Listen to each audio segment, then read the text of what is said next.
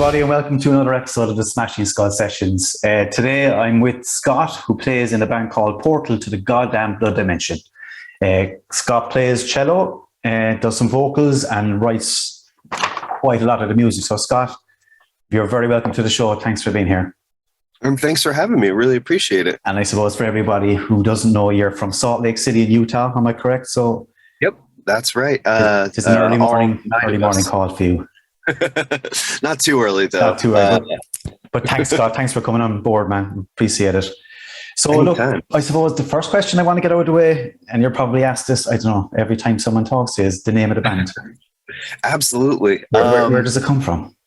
So, I mean, the immediate, there's a few things behind it. Obviously, with violins and cellos and stuff, it's unavoidable to not draw that comparison to Godspeed You Black Emperor. I think, and obviously, like, one of the coolest names, or least cool names, I guess, depending on who you are in music. But the aesthetic was sort of already set for us. But the name itself came from my neighbor, and I think it was a social media post. He had cut himself shaving and mentioned that he had opened up a portal to the blood dimension, and I really wanted some sort of expletive in the name, like I don't know, there's a handful of bands, the fucking Champs, Making Fuck, all these bands that have profanity in the title, and so I wanted to incorporate that somehow, and I took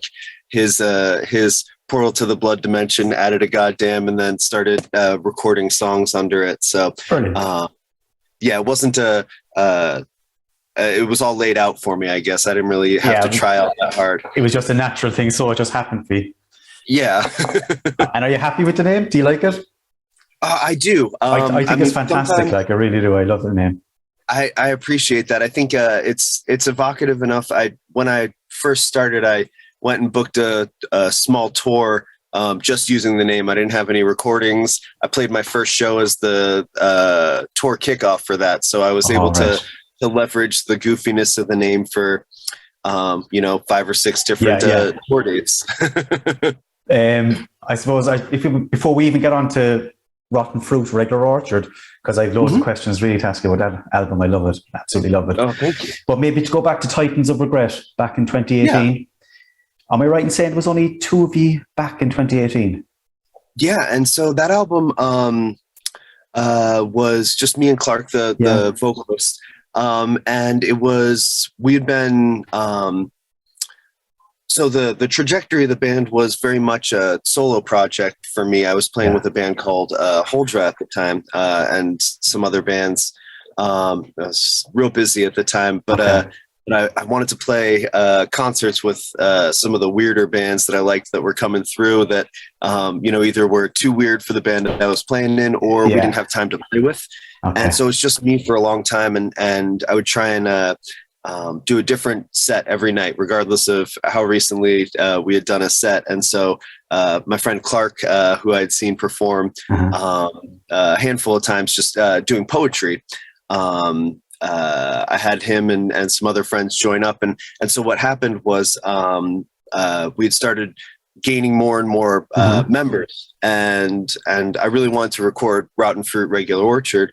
But the issue was we kept getting new people, and it kept getting pushed back as we taught them. I wrote new parts for the different instruments and new songs. And so in the meantime, I really wanted to put something out. And so Titans of Regret is actually just me and Clark, and all of it is clips that I recorded on my cell phone from different rehearsals with different bands. So, or just at my house by myself, and I just took them and manipulated them and spent a long time, in the evenings doing that, just to put something down. Cause I really wanted to, all these ideas were there, I suppose you had to get them down. Yeah. Well, and for a long time, I didn't want to record anything. I just wanted to do a different set every time and just throw them away and write more music and do that over and over again. We probably did, I don't know, 50 shows that there's no evidence of, as far as like those songs don't exist anywhere in the world except for those concerts that we 50 played. 50 shows.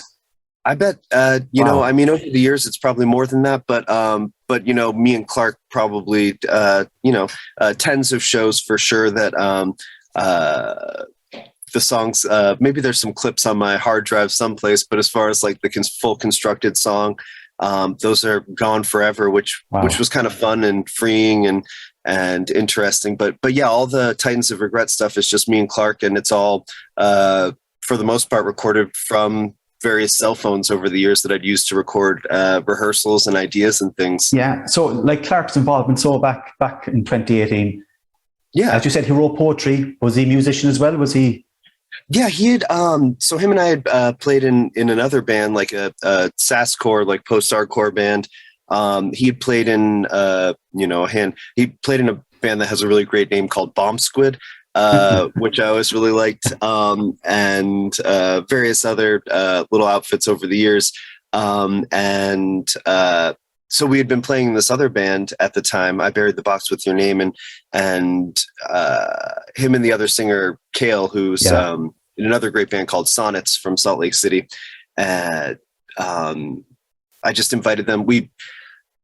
There was this really great, huge concert. It was Primitive Man, Dragged into Sunlight, Cult Leader, and I want to say another local band. I Yeah. can't remember exactly who, but I had convinced the promoter to let us open up for him. We hadn't really been playing many big shows at the time, and we just opened up for this really, really awesome show with an awful, terrible, harsh noise set. Like two singers just screaming and me just making as much noise as I possibly could with a pedal board and my computer. I wasn't even playing a real instrument, I think. And so that was sort of like the tipping point. We went from, just me for a really long time Yeah. to me and Clark and my friend Kale and Clark had gotten bitten by the bug. Kale had plenty of other stuff to do, so Clark persisted, and I guess the rest is history. That's when we started drafting everybody around that played a horn or a violin that we could find. It just happened organically, so really, didn't it? I mean, the members joining, like you didn't specifically set out to say, right, we need 7 members to get the sound that we want. It was a case of someone comes on board each time. I mean, in my mind, a little bit. It wasn't a specific number, but I sort of started thinking about it that way, where it's like, well, 3's good, but 4's better, And so every time somebody else came on, I'd have in the back of my mind, like, all right, who's next? I don't know if we've reached the full capacity yet. I think recording wise, we might be hitting the ceiling on clarity, but that doesn't mean that we And space. have to stop. Yeah, I would say we're not done doing that, and it is something that's always shifting. The whole idea is that everybody's busy. I mean, I'm busy, Clark's busy, everybody in the band's busy, and they have other bands and they have lives and things like that. And so really, it's I guess you might call it a collective. I think a lot of people call their bands collectives. Yeah. But the whole idea is that we really want it to fit into people's lives, because the hardest thing about doing anything as an adult is getting everybody to the same place at the same time. Yeah. And so I mean, really trying to work around people's schedule. Exactly. As you said, everybody's busy. Everybody has a real life and a real job, on top of trying to do this. But like so many musicians I've been talking to lately, they have second, third bands, fourth bands they're playing in. Is it like a bug that you can't help, that you can't, you just can't stop? It's sort of like going for a drink with somebody. It's like your buddy Mike hits you up and says, "Yeah, you want to get a beer on Tuesday?" And you're like, "Yeah, I definitely want to get a beer on Tuesday." And you got another friend and he wants to get one on Thursday, and it's the same idea where you got a friend and it's sort of addictive, and it's just something to do with your friends, and then all of a sudden it turns into something that you sort of want to repeat. And that's the, I guess, the maybe the hardest part for people to understand, that it's both it's a leisure activity, you know. I think, and it's a job, and it's Like all of it those is time consuming, like, you know, Scott, it does take yeah, up your time. There's no doubt about it. Like, but if the love for music is there, I suppose it's something you just yeah. can't stop, like, is it? Oh, absolutely. Yeah. And it's, you know, I look at it sometimes like playing pickup soccer or something, you know, or Yeah. football, is, you know, everybody's willing to go and do that for a little while. But it seems like only, you know, a small portion of the population is willing to go out and, you know, play in a Mhm. band for a while, you know, Mhm. and not every band has to have, you know, a 10-year run. And, Yeah. you know, I think that you know, it's just as a viable means of entertainment for the musicians to go and play in a band for a month. You know, Exactly. Exactly. join up with your friends, practice 4 times, go play a concert, and then you know your friends move to Montana or something like that. Like it doesn't, nothing has to be permanent, and nothing has to be. You know, not everything has to be a huge, No. grand, you know, But you've had everlasting. the experience though then, Scott, don't you? That's the thing. Like Oh, you've totally. experienced something there that may not Oh, have ever it's a happened. It's great mad. feeling, Yeah. and it's something I wish more people weren't maybe intimidated to Uh-huh. do. You know, everybody Uh-huh. should go and sing in till their throat hurts. You know, one time in their life, even if they don't think they're a singer. You know, pick up a guitar or something like that. I think it's a something that maybe we've shamed out of a lot of people, because you know we've made it so everybody has to be good at the mandolin to play it in front of somebody. Exactly. Exactly. That's like a lie. I don't think you have to be good. I think it's still, you know, as much as I make fun of the guy with the guitar at a party sort of trope, you know, the pulls out an acoustic guitar and ruins the party. I Who think just happens to have it with him, yeah, at the yeah, time. exactly. Exactly. Yeah.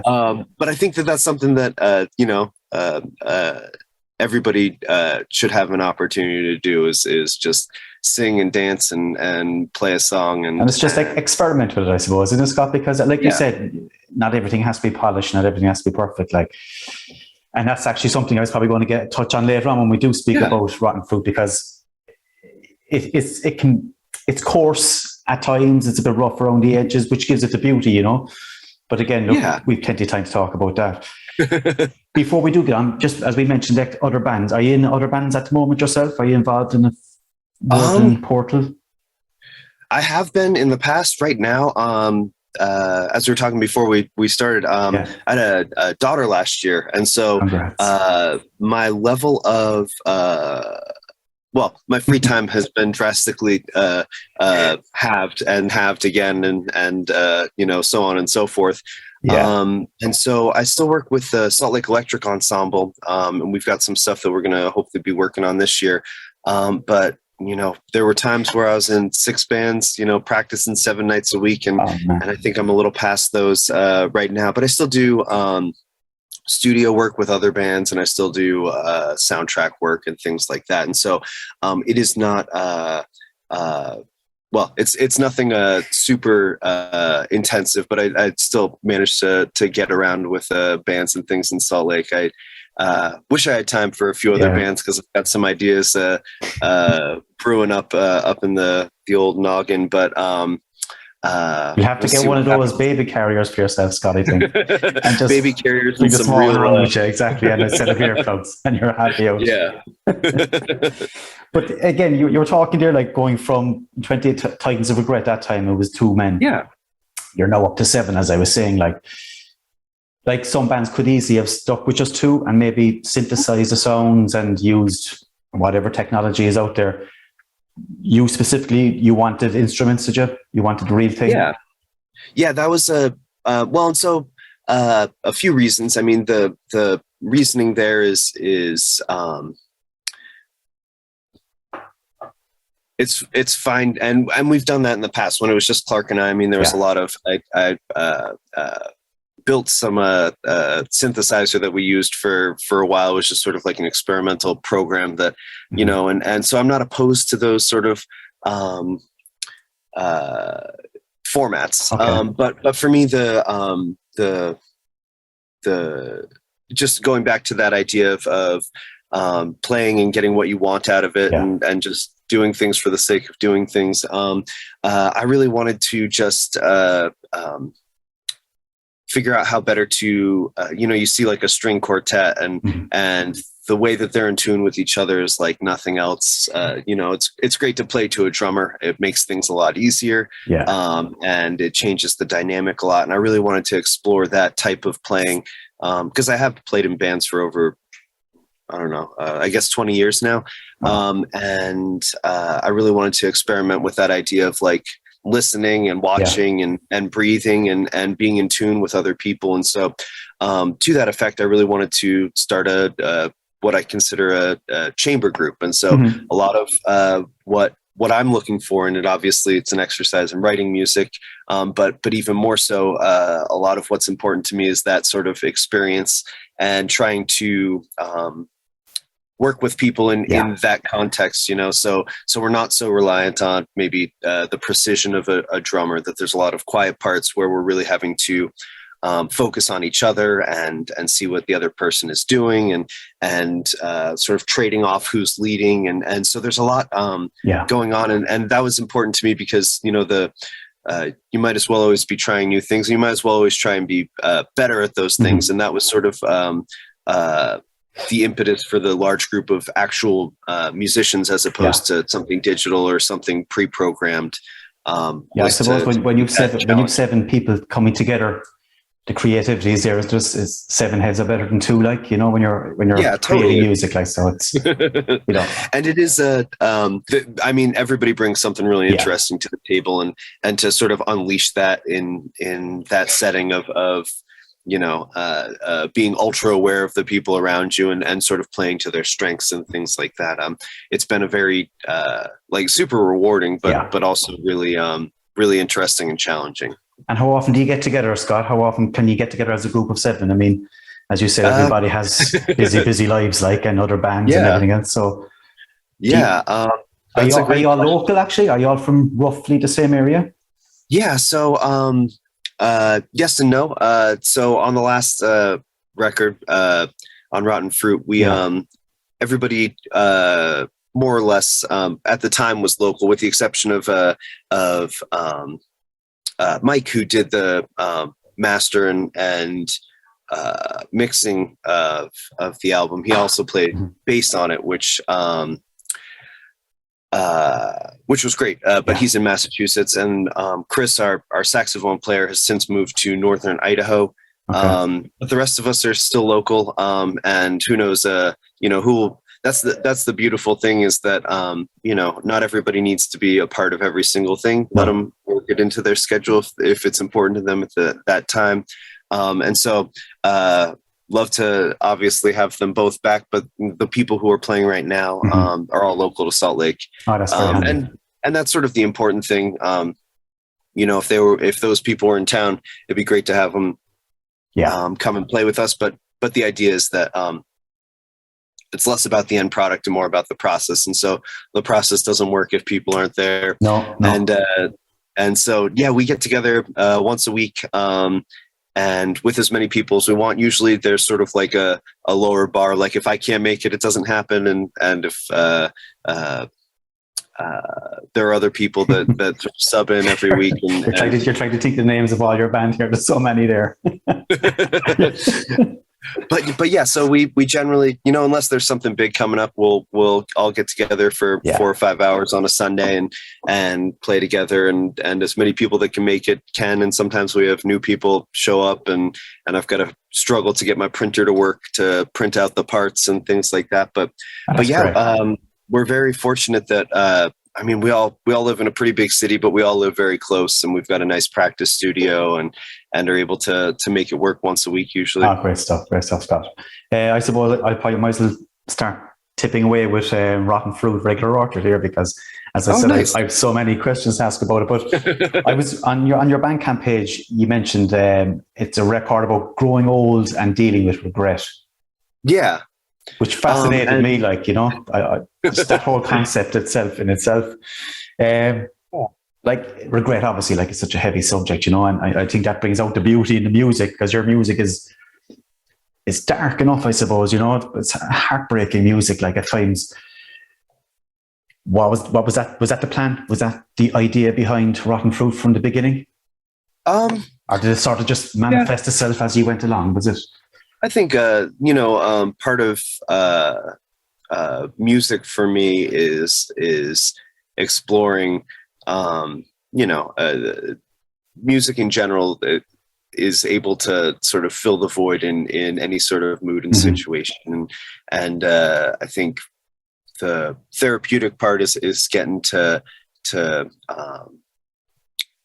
voice things that you might not get to, all of us who probably should be going and dealing with our lives in a way that's open and sort of airing out all these things that we should be talking about. And so in lieu of being able to afford going and getting proper mental health care in America, which is probably nearly impossible, people tend to air it and put those things out into the world in a format that sits with what they like to do. And maybe it's a little bit of that, but also maybe it's I think we all fall into these cycles of the things that we like and the things that we don't like. And I personally tend to turn to music and enjoy music that sits with that mood, because I think that for me it does have sort of a therapeutic aspect to it, and I would say that like I said, I've been playing and writing music for a real long time, and so I don't think it was something that I think it happened intentionally, I guess, is the bottom line. I don't sit down and write a song and start with a note and say, oh, I wonder where this is going to go. I usually, by the time I start touching the piano or whatever instrument I write it on, I got a pretty good idea of what I want from it and where I'm going with it. And this was no different. Now, granted, the first movement I wrote, I don't know, 7 or 8 years ago, and the second movement was probably 4 or 5 years ago. So despite the the tone of the whole album, they came from different periods. They were written years apart, but to the effect of the subtitle of the album, I think that's something that Clark has always been, as far as Clark's writing goes. Clark is salt of the earth, one of the greatest people, and greatest friends that I know, and he has a very confessional way of talking about his life, and he's led a very interesting life. I think nobody's ever met Clark and found him boring, and phenomenal guy, and I think it just worked very well with what I had been writing about and the lines that I come up with and the music that I come up with, and I think it's just partly the Clark and I are nearly the same age. We're about 6 months removed from each other, and I think the age and what we've been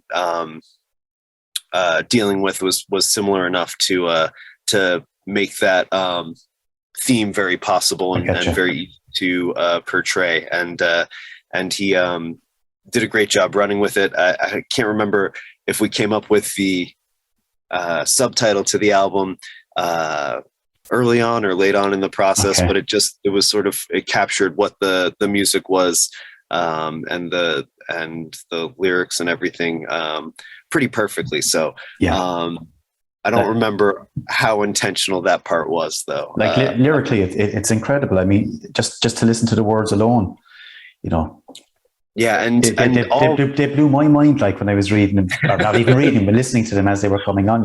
But do you share the writing? So Clark does. That is. Yeah, Clark does a majority of that, and I'll add some here or there, because when I write them, there's obviously there's no lyrics when I write the music. But there are parts where it's like, oh, this is a singing part. This has to have words, and so I'll come up with words for that, like in the middle of the first track, "Want."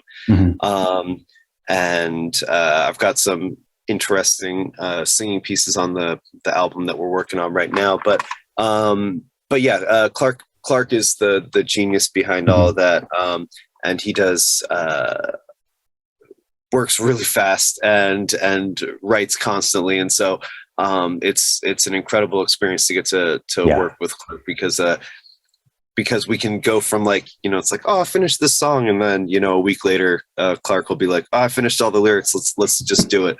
And so really fortunate to work with Clark and to be able to hang out with Clark, and can't say enough good stuff about Clark. Like, I mean, just the song structure, Scott, like, I mean, a 20-minute track, like, when you're writing these tracks, like, do you say to yourself, I have so many ideas, I can't fit it into an 8 or 10-minute track, this is going to be 20 minutes, or how do you work it out? How do you decide how long a song becomes, or is it just a case of getting what you want? A few things to that. We always joke about it, a big finish. Every song needs a big finish. And obviously that's maybe not true, and not all of our songs have big finishes, but for us, the idea is to make sure that you say what you need to.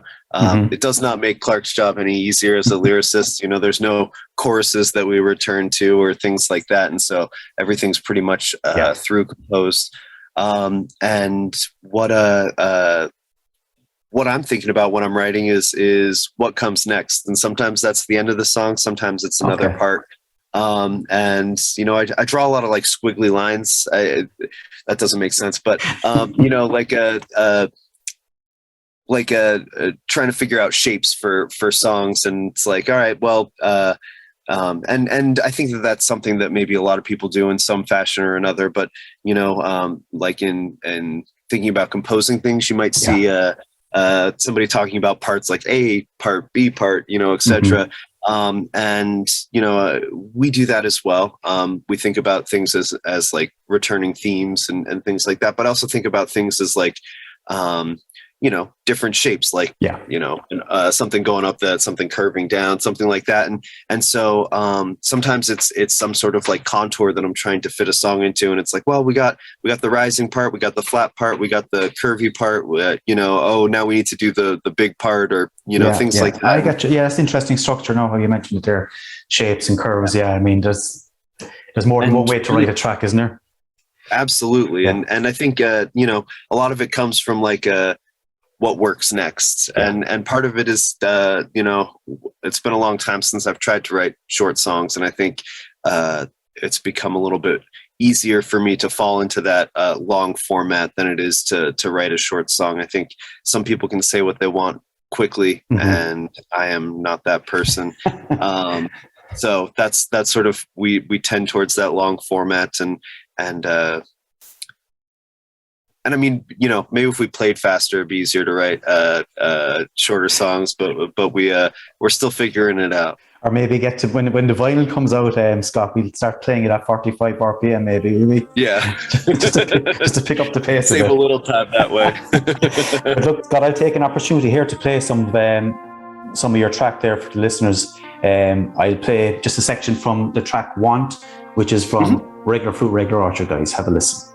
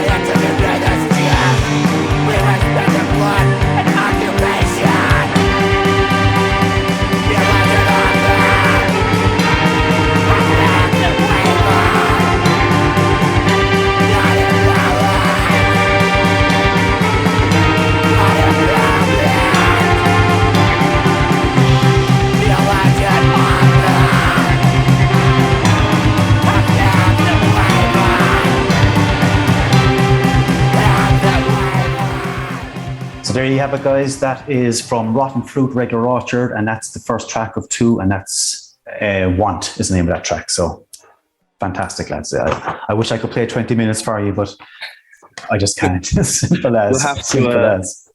You'll have to buy the record from Charlene over at Ripcord. There you go. I was going to drop her name at some stage anyway, because Charlene was onto me, and she actually put me onto you, in fairness to her, in the first place. Yeah, which was great. She's fantastic. She really is. Oh, absolutely. She's been such a hero for us. I think, we've been very fortunate to, obviously we're not going to be everybody's cup of tea, No. but we've been very lucky to fall into all the right hands. Exactly. Not everybody's heard our album, but all the right people have heard our album, which is great, I think. And that's what matters, isn't it? Because the likes of Charlene is out there. Oh yeah, she put out a tape of it last year. That's right. March 25th, 26th, something like that. I know that the record comes out this week. The 25th, and I just thought it was funny that the dates fell within one day of each other. That's nice. And yeah, I mean, we've been thrilled that, so many awesome people, Charlene and Ingo and all the folks from all the people we've worked with, have just been super kind and huge champions of something that, it's one of those things that you never know when you make something weird, who's going to hear it, or if you're even going to get people to, listen outside of your friend group or the venues that you go to. And I mean, locally and nationally and internationally, everybody's just been so kind to us, which is incredible. It's incredible to sort of hear from and meet and talk to like-minded individuals. Yeah, well, it's justifiable, Scott, because the music is fantastic. And I suppose to have somebody in the UK like Charlene, I know you're in the US, you someone in the UK pushing your music to the right people and getting the right people to listen to it, because I wrote for Veil of Sound as well last year when that album actually came out in cassette. And I remember listening to it, but I never listened to it, if you know what I mean. I sort of browsed over because I listened to so much at the time. But it was when Charlene pushed it on me again about 2 months ago. She goes, "Pat, did you hear this?" And I took a half an hour. I went away for a walk, headphones in, and it was just an incredible moment. The music just hit me, it all made sense. So I just think people just need to give every style of music a chance, like this Smashing Skull sessions here, I suppose primarily it's all about metal and rock music, but there is metal, there is rock thrown through your tracks, there's a bit of everything, isn't there? Trying to, and I think, it's something that everybody in the band has wildly different tastes. And trying to play to those, I think the fact that everybody's willing to try different things and to try and incorporate their own taste and styles into it really puts us in a great place to experiment with those different things. And I think, to me, it doesn't feel all that wild or different or borrowing from different spaces. To me, it's just it's how we write, and part of that's just being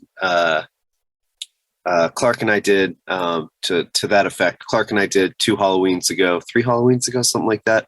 A 30-minute Mariah Carey set, and I think the reality is that we listen to a lot of music. We listen to a lot of different types of music, and whether we like it or not, or whether it's intentional or not, I think, it's hard to not be influenced by everything that you've ever heard, whether that's Ace of Base or, Ace of Spades. Ace of Spades. Yeah. From Ace of Base to Ace of Spades. Ace of Spades. Yeah. Those things sneak in without a real conscious effort for them to do that. And I think, obviously there's a lot of, me particular, I love, screamo music. I love hardcore music. I love, post rock. And so those things are going to, as somebody who sort of controls a lot of the flow of where the songs go, those things are going to take the driver's seat a little bit, but yeah, there's just so much that we listen to and so much that's like unavoidably sinking into the music, and we try and but that sort of seems to be the genre it's after falling into, if for want for a better word, isn't it, Scott? I mean, the post-rock scene, I suppose, is so vast anyway. I mean, there's so many subgenres that come off it, but totally. That seems to be where this album has fallen, really, hasn't it? Within the post-rock realm. Yeah, I didn't know where it would. I didn't know. I mean, the long format sort of lends itself to that, and I didn't. I sort of, we joke, me and my friends about, because it's interesting because I don't think that there's a scene for post rock anywhere. I think people like it exists on the internet. And obviously like there's big bands and you can go and see Godspeed You Black Emperor in a cave in the Midwest someplace with 500 of your closest friends and things like that. Yeah, exactly. So there are big shows, but I also feel like, as far as like a scene, it feels like it doesn't exist, and maybe it does in other towns. And we actually, in Salt Lake, we have a lot of great bands, and like I Hear Sirens and Hoofless and Sympathy Pain and some really great bands that fall into that genre. So part of, I guess, what I'm getting at is that I never really felt like part of that scene. I always felt a little bit more close to like the punk rock scene and things like that, because those were the shows that we were playing. The bands that we were playing with were, hardcore bands a lot, and just weirdo bands of all different types. And so it is funny because I think it very much falls in that realm of post rock, but I never thought about it. It was never an intentional thing, I think that what I love about post rock, it definitely embodies those things. Like I mentioned before, the big finish. I mean, that's like a trope, the crescendo chorus sort of stuff, and we try and embrace that, but we also try and defy it every once in a while. Exactly. But yeah, it very well fits in that distinction. It's just it's interesting to and. You probably get the same answer from everybody in a post-rock band where they're like, I never meant to be in a post-rock band. We just play music. And I think, there's a little bit of intentionality around like the length and the style. But yeah, it is interesting to because I also think that there's a lot about it that people in post-rock really don't like. There's that like, no vocals sort of thing. A lot of people listen to that music because they don't want to hear vocals. And and not only do we have vocals, but we also have vocals that probably alienate a lot of people, not because of any sort of lack of quality in the lyrics or delivery, but it's just definitely a unique I suppose that screaming vocal style is different, and the spoken word aspect of it. I think it's not what people are necessarily thinking of when they think of like a singer. They might think of that band. What is it? Well, now I'm confusing. It doesn't matter. But with post rock, they're looking for Yancey from Sigur Rós or something, or maybe Ephraim from Silver Mountain Zion, or any number of other bands that have singers. I think it might be a little jarring for your average post-rock listener. But then again, who is that person, that average post-rock listener? See, there you go. There you have it, so they've got to listen to something else at some point. And that's what brought me to it, I suppose, really, because if I was to go and find an album, I wouldn't have picked this up on first listen after 2 minutes, if you know what I mean. But after listening to 34 minutes, the two tracks together, it's a different beast altogether. It's something really unique. And I suppose going on, speaking about this album again, the lyrics, one of the lyrics, obviously, I had to write down in case I forget. I hate these fucking people and I hate this fucking band, right? Oh, yeah. We actually have that printed on a T-shirt on the sleeves. All right. Long sleeve. And for some reason, so we have it printed on there because it's the one line that everybody remembers. That, and there's one from the first, well, I don't know. I guess different people remember different things, I think. But that line is very much, I think it sounds like we're talking about this band and the people in the band, but it really is, so that song has some like heavy aspects to it, but that part's pretty autobiographical for Clark, and in context, it's really talking about I guess being in a place that you don't want to be. It's about literally it's about being at a concert and not having a good time, which is something that I don't think Clark or I or anybody in the band really does. I think we all have a lot of fun, and for us it's a chance to hang out with all of our friends and things like that, but that one's coming from a place of being a grump being a grump at a concert, and it's just beautiful, and it is fun like, to yell. Exactly, it is. That's the best part is yelling that in a crowded room is real fun, and sometimes you get people yelling along with you, which is even better, because feels great to it's just let that out, like, isn't it? It's just a way of, it's so therapeutic. It's so like, it's such a release to just curse at the top of your lungs sometimes, because what else are you gonna do? Knit, I guess. It doesn't have quite the same release. No, it doesn't. No. Screaming. And there's another line actually in the track, desperation fit like a pair of gloves, and I was the left hand wandering. Oh yeah. Bragging, dialing it in, and used to standing on the other side of the street. I mean, those lyrics are amazing. Like they're Yeah, Clark is absolutely what a talent. Yeah, and just a really interesting perspective. He just, it's interesting because him and I have come together somehow, but we've lived a very similar but like so drastically different lives, and to I'm not maybe as open a person as Clark, and Clark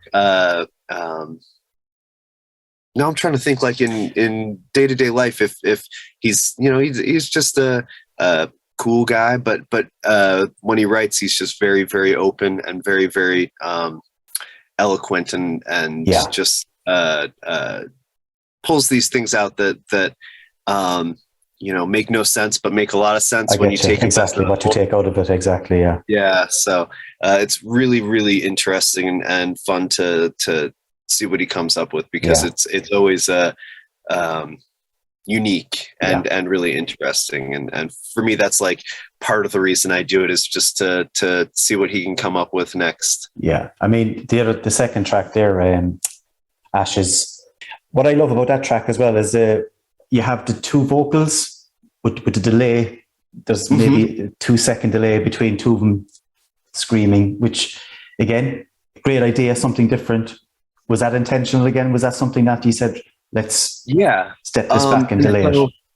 So the way that that came about was Clark writes so much, and also I record and listen back a lot when I'm when we're rehearsing. I'm like, oh, that didn't work, oh, that did work, let's change this a little bit, let's do this, and also things like I think maybe we're not going to play that one live, it didn't sound that great here, we still have to work on this, things like that. And so because Clark writes so much, there comes a point in the song process where I know the vocal lines. I remember the vocal lines to the songs maybe a little better than Clark, just because he's moved on, and so he'll memorize songs when we're playing them, but then maybe forget them later and stuff like that. And so he's just writing so much. And so some of that's from me, like reminding Clark, where it's like, oh, this is the part where you say that. But also like, I just, same thing where it's like, man, I just want to yell a little bit. Is it okay if I yell along with you? And so, so yeah, on the recorded version, we start with me prompting Clark, like whispering before Clark says the lines. That's right. And that came from, it's either Smog or Bill Callahan. I can't remember when he changed his name, but sort of like Southern Gothic Americana sort of singer, like nice baritone voice. And he has this song called The Wheel. And he does that for himself, where he like says the lyric and then sings the lyric. It almost sounds like somebody's off stage, like reminding him of the lyrics. So we started with that, and then the layering is sort of coming from like a silly place. We started with I come in sort of halfway through the second repetition of his poem, and we start in sync, and then I can't remember. We wrote it in a basement of a vegan restaurant and concert place that we were practicing in at the time, and we were still working on the idea of like, all right, let's play a show and then never play that song again. And so this one was like maybe the last song that was supposed to happen to. We had sort of been transitioning to like, what if we recorded some of these? And so yeah, I think it was sort of like and we've done this a handful of times in different projects and songs. But we're in sync, and then he says something to the effect of, or exactly, of course we have to repeat it. And I just thought it would be funny if I staggered it and said the line after it, as a form of repetition. And then we sort of came up with a pattern of like, 3 delayed lines and then one that's in sync again. And, it obviously, an intentional process, but also one that came from that sort of like moment of like, oh, I want to be funny if we did this. So yeah, that's where that came from, was just repetition, just doing things over and over again and doing them different ways and trying to figure out what made an interesting experience for us as performers, and secondly, maybe less consciously, what makes an interesting experience for a listener, because I think we very much focus on the us part, because we're going to spend 4 hours doing it on a Sunday. We might as well make it interesting for us. And then, if we have time, we like to think about what people might think when they hear it. But that definitely comes second. Yeah. Because even for myself, being the listener, like, it's all these little nuances and these little things that you find within a 20-minute track. There's going to be so much there's so much to take in, that you're always finding something new. There's always something different. You say, fuck it, that's my favorite part. No, this is my favorite. It constantly changes, which is great. Like, that's what I love. Even on this side of the song, it's the same way, especially because we recorded it February before the pandemic hit. So like, we finished tracking. I don't know if we finished tracking everything before everything shut down here. But it's been a while, I guess. And so I've had a lot of time to figure out which parts I hate and which parts I like. And both of those things are changing constantly because of 3 years is a long time to think about something, real long time. So excited that, I guess this is our third release of the album, because we did the digital release. Like, we recorded it, we finally finished it, and then we had nothing to do because we're all locked in our houses, and we're trying to like, well, do we wait till the world comes back and play a show and release it? And then we're like, well, what if that never happens? So we just released it digitally, and I think that's how Charlene found it. And Charlene's release, I think, is how Ingo from I Corrupt Records found it. And so this has been like the longest release cycle ever. There you go. I mean, talk about a slow burner. Like, it's just, gaining momentum all the time. It's crazy, isn't it? And also fits with the format. You play 20-minute songs, you release 3-year albums. So we're ready to, the nice thing about all that downtime and not leaving the house is, I think Clark and I have 3 more records in our back pocket. We're about to start recording the follow-up, probably in the next month, which is real exciting. But we've got too much material to sort through, which is maybe a great problem to have. It's a good problem to have, yeah. Definitely is. So that was my next question. Anyway, I suppose we were going to take a step away from Rotten Fruit and ask about what's in the pipeline. So obviously you're working on a new album. Yeah. So we're going big this time. We're going to do three tracks instead of 2 on the last 2 albums. And I think it's going to be around 40 minutes. I would say that if you liked the last album, there's no guarantee that you'll like this one. Although, we're still treading similar territory, but I think this one might be a little bit more there's maybe a little bit more metal, still similar orchestration. We've got, like I mentioned, some people have moved out of town and some people have joined up and stuff. So right now we're running with similar instruments. We've got the flugelhorn, we've got the cello, we've got violin, we've got flute and clarinet and things like that. And so I think you'll hear a lot of similar textures, but I think a lot of it's a little bit more fast and maybe a little bit more metal. One of the songs is one of the first songs that I wrote for this project 9 years ago. I can't remember when we started or when I started, and which became We. So yeah, we reworked one of the songs that I've been playing as a solo artist for the closer of this album, which will be a lot of fun which has been a lot of fun to realize with the whole ensemble. So really, really excited for it. We've actually, I don't know if it's made its way onto the internet. Maybe it has, but we've performed, I think like 2/3 of the album live at various shows. And last year we had some really great shows last year, when we finally got back to it and finally got our feet back under us, because we had played for like a year and a half as a group. And so, coming back together and after a year and a half, it was like, well, do we play the old songs that we're well versed in and stuff? And so we just sort of went right into new material and started working on that. And so, really excited about the way it sounds. There's a lot of interesting looping that happens on the new album. Hopefully imperceptibly so. I think, when you have loops that are real long, 30-second loops, maybe it's not as noticeable. And there's plenty of loops that I play on the last record. And hopefully that maybe isn't so obvious this time around. But yeah, real excited about that. We're actually going to be doing a live cast of the last album. It did feel sort of silly to put out a really pretty vinyl record that so many people had helped us out with and not do some sort of show. So we're working on putting together a nice little show or live cast. We're hoping to have it done this week, but it's been a very busy time and sickness and life have gotten in the way, but we're still working on that. And then I think then we'll be in the studio putting together next album, and then maybe next album number 2 shortly on its place. We'll see. I'm sort of an impatient person. I'm not trying to spend 2 weeks in the studio.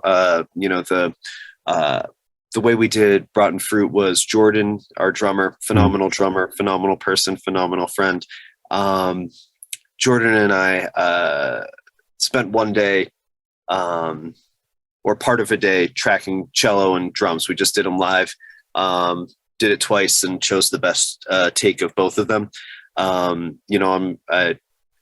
It's super expensive for anybody who's never recorded in a studio. It is not cheap. And even though I feel like we've had the good fortune of working with friends and phenomenal engineers and all of those people, even with that sort of like buddy discount, it is not cheap to record an album. And so, prepare as much as you can, hop in there and we just try and do things maybe not as quick as possible, but efficiently. And whether, and jumping back to I'm not a patient person. I mean, we all only have so much life left. And my philosophy is get it, do it, and move on. Just because, I don't think that any particular song is so precious that you can't find another one to fill that niche. If you didn't hear our album, you're going to find what you're looking for in somebody else's music. And I mean, that's the great thing. And that's the great thing about I think it's always sad when you find out the band you like has horrible people in it, and then it's like, well, no, it's fine because this same thing exists somewhere else dozens of times over, and you can find it and you can enjoy that instead. And so for me, it's the same thing as a performer and writer and musician. Is my biggest push is I'm not trying to make the perfect song. I'm just trying to get this song done so I can move on to the next one, because I'm not because music is something that people treat as something super precious, but it's just like anything else. It's as disposable as anything else people like. And but like you mentioned, Scott, like the recording process, just 2 takes and you were happy. And I think that sort of comes through in the music, because I know you can over-polish stuff at times. You can get carried away and 20, 30 rehearsals to get the perfect sound. But I actually, as I said earlier, I love how raw it can be at times, this album.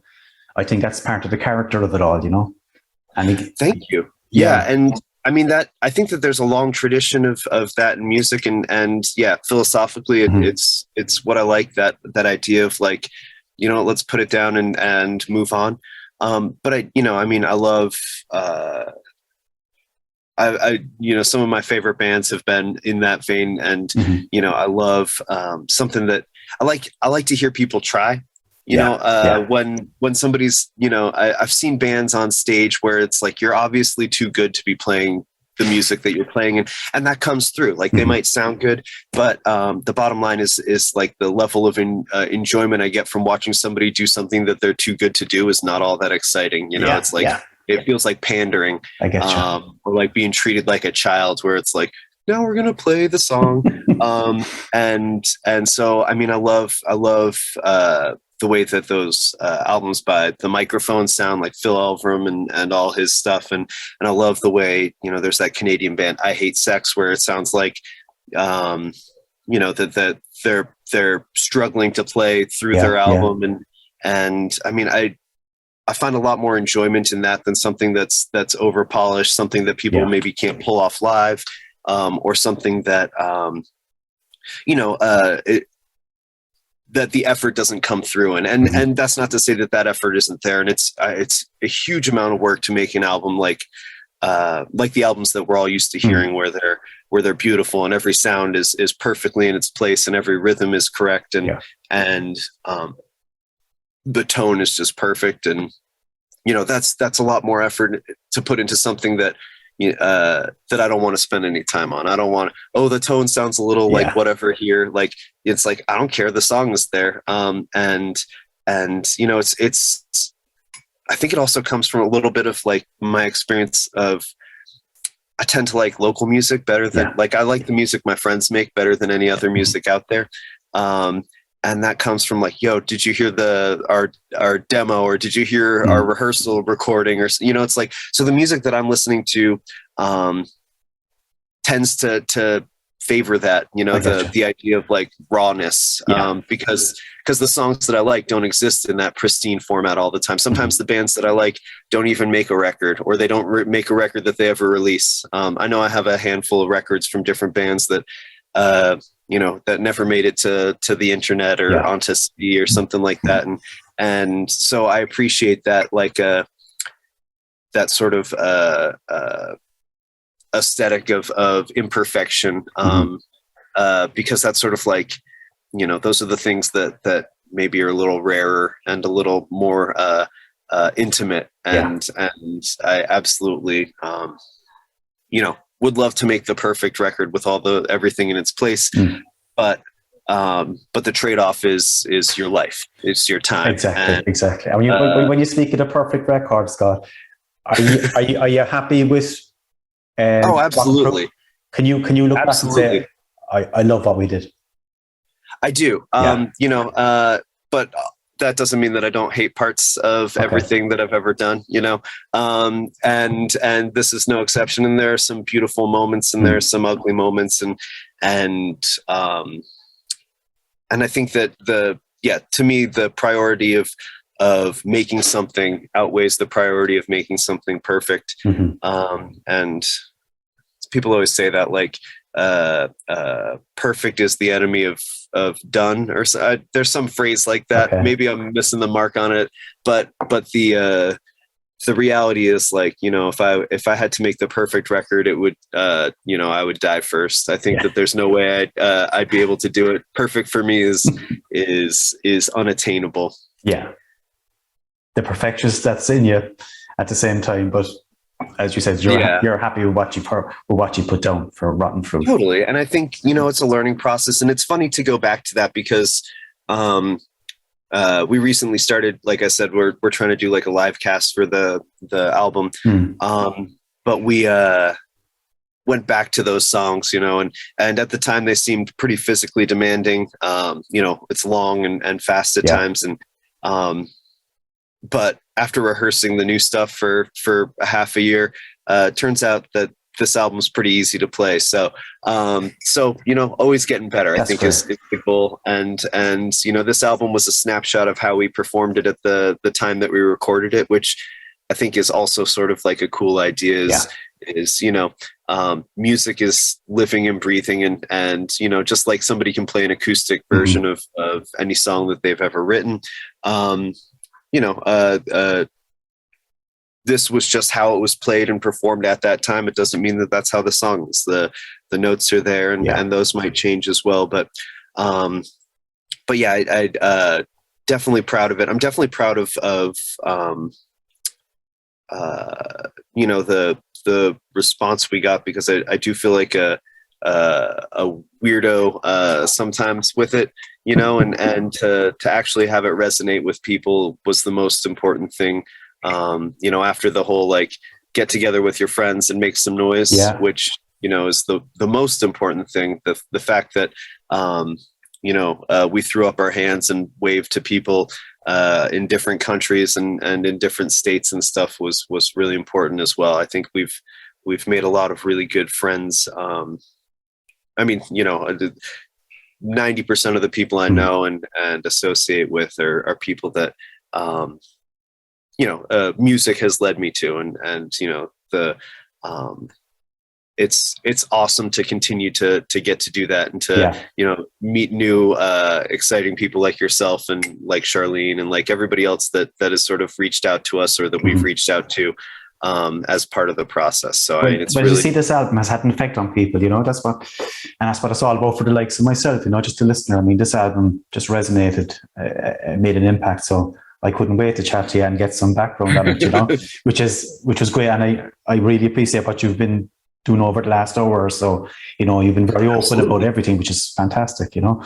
So just to make it a bit more lighthearted, I suppose, to wrap it up, Scott, I have 3 questions, the 3 session questions we call them, right? And as you know, I had to give you a heads up. So the first question is, if you could walk into a recording studio and put down any song from any generation, any genre, any time at all, do you have a track in mind? So that one's tough, because like I said, Clark and I did a Mariah Carey set once. We did a Christmas set once. You know, there's so many incredible songs out there that exist, and obviously, like, you know, I've discussed, I guess, like, for me, the thing that I want to go into a studio and do is our songs. Like, that would be the most obvious thing, like the most enjoyable thing for me. Sorry, Scott, I just missed what you said there. We had that's okay. We had a moment you went quiet. What was it? But just you know, my primary goal always would be like one of our songs. Like, that would be the obvious choice. If somebody's like, any song in the world, it would be like, oh yeah, the next one, because then we'll have it done and then we'll be done with it. But you know, I think that there's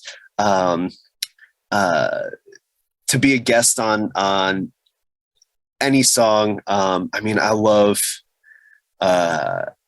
local bands first and foremost.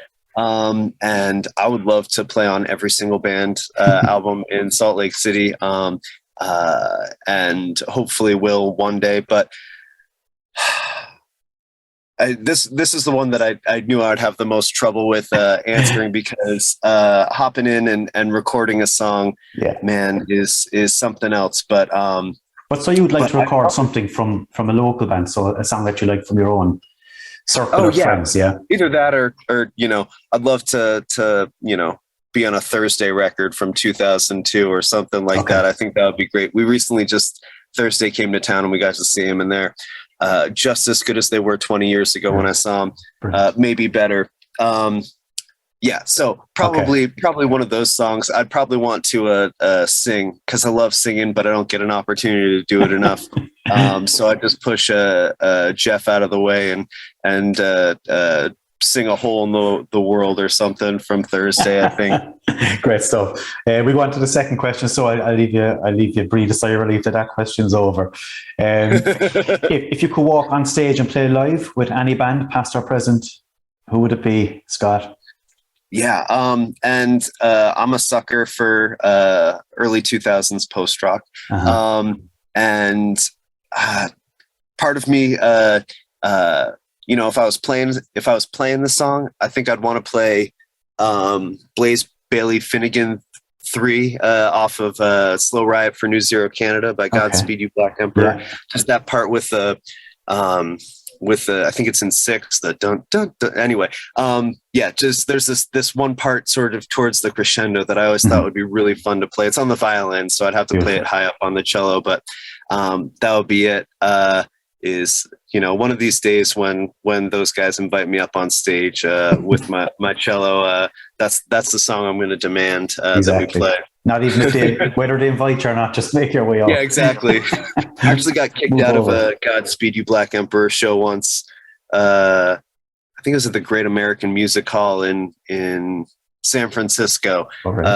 Despite their bootleg our concerts and put them online sort of aesthetic and messaging, I got kicked out for taking pictures. So I wasn't invited up on stage that night per se, but luckily I had a friend who didn't show, and I had another ticket in my back pocket and walked around the corner and came back in. So that would be my dream performances. I like it. So that's a good one. That's a good one. The last question, I suppose this one now actually could be a tough one for you, because as you said, there's so many local bands that you could rattle off, but give me a name of a band to look out for this year, basically. Something that's coming out. So something that just came out, it's some of my good friends, the band Hoofless, I might have mentioned them a little earlier. They just put out an album called Ad Nauseum, which is phenomenal, really great, and really similar band. There's another band, as I mentioned, Sonnets. They're putting out an album this year. They're from Salt Lake City. Another band, Sympathy Pain. They'll hopefully be putting out an album soon. Last year I went and recorded a shitload of cellos for them, so I'll be all over that one. God, there's so many great bands in Salt Lake City. There's so many great bands everywhere. I'm really looking forward to, if you've ever heard Respire, they're from Canada. They're putting out, actually I don't know if they're putting out anything, but I have like the secret desire for them to put out something. Blind Girls from Australia just announced that they're putting out a new album, and that's like this band that I love. So any of those would be a great choice. Outstanding. There's plenty to work off there. Plenty to work off. Scott, come here. Can I say it's been an absolute pleasure chatting to you. And you as well. This is really great. Yeah, it's been a great conversation.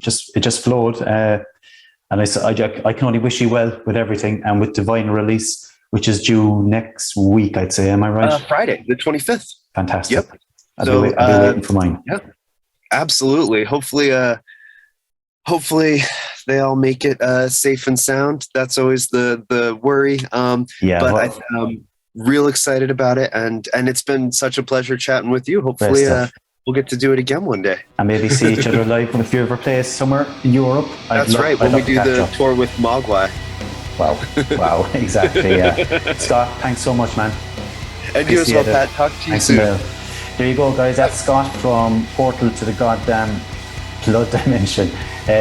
Thanks to everybody who's been listening in. Thanks to Richie, of course, from the Metal Cell Podcast, who edits and produces the show. And I'll talk to you guys in 2 weeks' time. Take care.